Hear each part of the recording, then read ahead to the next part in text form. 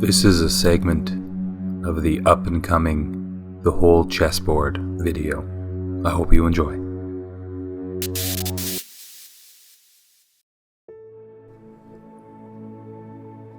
The Freemasons we know about are not the end-all be-all, but the foot soldiers of the ancient bloodlines.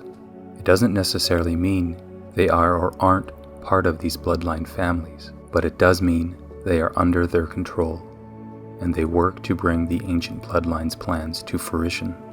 The Freemasons are the bottom of the secret society pyramid, and the pawns that are sacrificed to reach the final solution.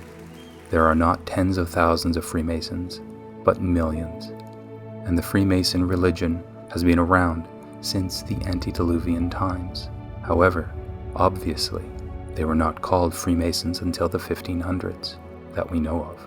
So, when I use the term Freemason, I'm referring to the overarching Freemasonic religion that began in the antediluvian era, which runs up to the present times. The word Freemason is just a descriptor.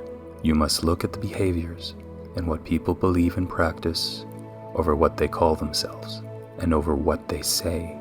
Freemasonry has many divisions or sects. It's pantheistic, so one sect may follow one false god, while the other follows another, and so on. Within the halls of Freemasonry, there is the lowest level, the recruitment order. This is where your uncle goes out and participates in community events and participates in wealth growth through other Freemasonic contracts. This is the feeder side of the Freemasonic order. However, if your uncle has real passion to fulfill Mason goals at any cost, he will move up the ladder quickly and eventually reach the 33rd degree through an oath and ceremony that involves drinking blood from a skull from a sacrifice they committed that night.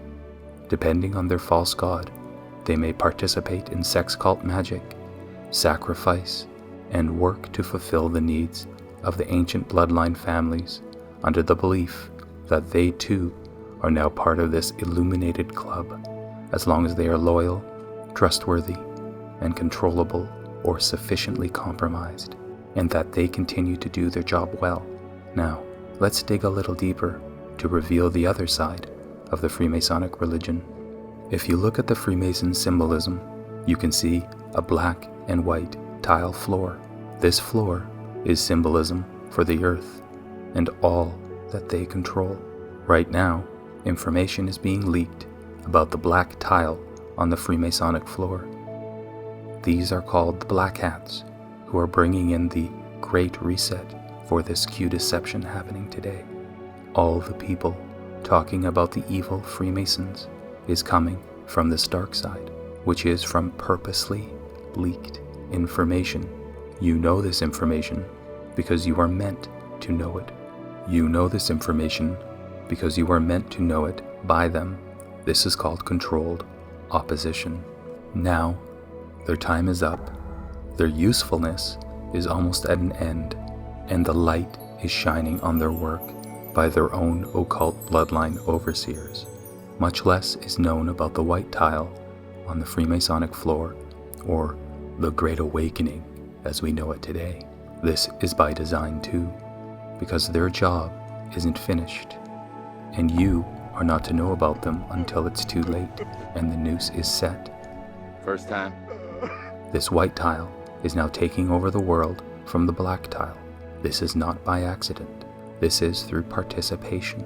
Only the dark Freemasons in the public eye will be removed, and most of them were never in the real ancient bloodline order. They were pawns for the bloodlines to use. Part of this black tile has been known in history as the tribes of Canaan. They are known to sacrifice babies to Baal and Moloch. Saul was supposed to wipe them out, including the livestock from the land. 1 Samuel chapter 15. Saul did not do this, and we have been feeling that failure to this day. The Canaanites fled the land and polluted North and South America and the Pacific Islands, among others. The tribes of Canaan today are behind mass abortion, a mass child sacrifice ritual that is worldwide, known mostly for the US-based Planned Parenthood. However, these tribes aren't the only ones in positions of power. We also have to represent the white tile Freemasons, or the nicknamed Great Awakening White Hats of today. These are what I call the benevolent cult in my earlier videos. These are the ones taking the world into the first false utopia, where we all receive an abundance of wealth, technology, and distraction, like spoiled children. There are two Freemason writers who explain these two philosophies, Orwell and Huxley. Orwell in his 1984, and by Huxley in his Brave New World. Both novels show an Earth whose inhabitants have been rendered helpless and brainwashed, and are considered the quintessential dystopian novels. The term Big Brother, after all, was coined by Orwell for this novel, yet they depict a radically different approach to enslave humankind. What Orwell taught were those who would ban books. What Huxley taught was that there would be no reason to ban a book, for there would be no one who would want to read one. Orwell taught those who would deprive us of information. Huxley taught those who would give us so much that we would reduce to passivity and egotism. Orwell taught the truth would be concealed from us. Huxley taught the truth would be drowned in a sea of irrelevance. Orwell taught we would become a captive culture. Huxley taught we would become a trivial culture, preoccupied with some equivalent of the feelies, the orgy-porgy, and the centrifugal bumblepuppy. As Huxley remarked in A Brave New World Revisited, the civil libertarians and rationalists, who are ever on the alert to oppose tyranny, fail to take into account man's almost infinite appetite for distractions. In 1984, people are controlled by inflicting pain. In Brave New World, people are controlled by inflicting pleasure. In short, Orwell taught that what we hate will ruin us. Huxley taught that what we love will ruin us.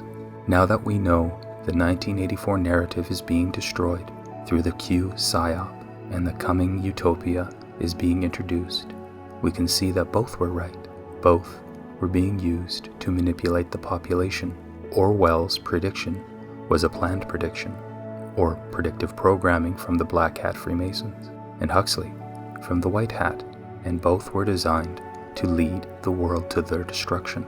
Interestingly, there is another opinion, and that is to not participate in the continued gifts and religion from Babylon. Use this world shift to build away from the cities. Prepare yourselves before these white hats pull the rug from under your feet.